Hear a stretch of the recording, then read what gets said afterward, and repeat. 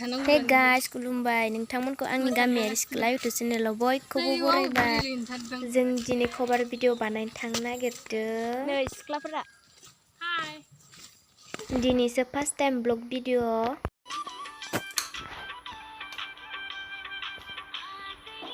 नि दुब्लियावनो लागोन जोङो भिडिअखौ। नै नाहरदो आरो सिख्लाफोरखौ। मोनहैथारसिगोन र'।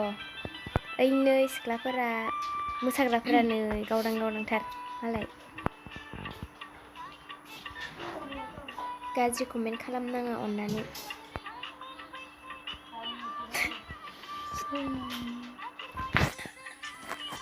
नै सिख्लाया जारुब्रुथार मालाय। नै सासेया केमेरा लाग्राया थाखोमाबावबायसो। जायालै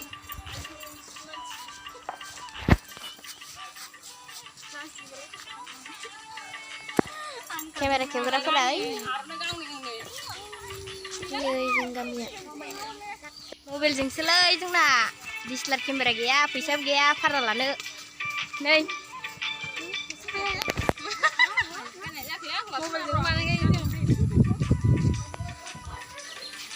सिख्लाफोरा गावदां गावदांथार मालाय। थाखोमाबावबाय।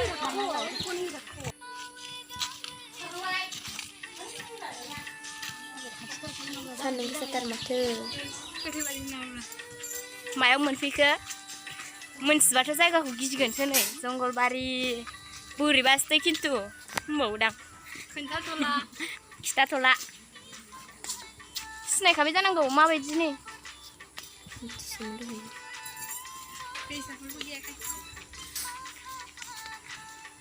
गामियाव लासावलाबायनोसै होनदोंलाय माबायानो जायगायानो मोजां गैया जोंना।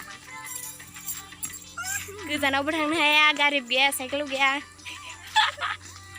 माथो खालामनो नै सौफैथारबाय। गिलु बालुसो जाथारबायलै जायगायानो नै हाब्रु गोजा।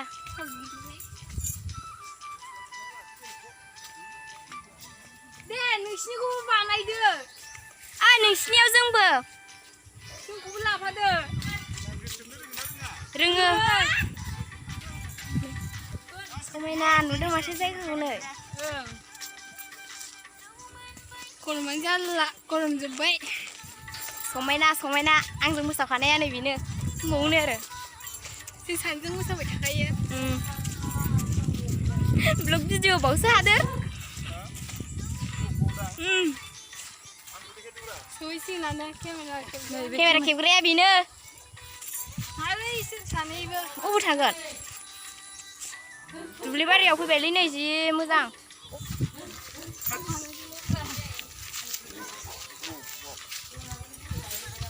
गाज्रि गाज्रिखौ दाननो थाबायनायखौ बानाय जोंखौ।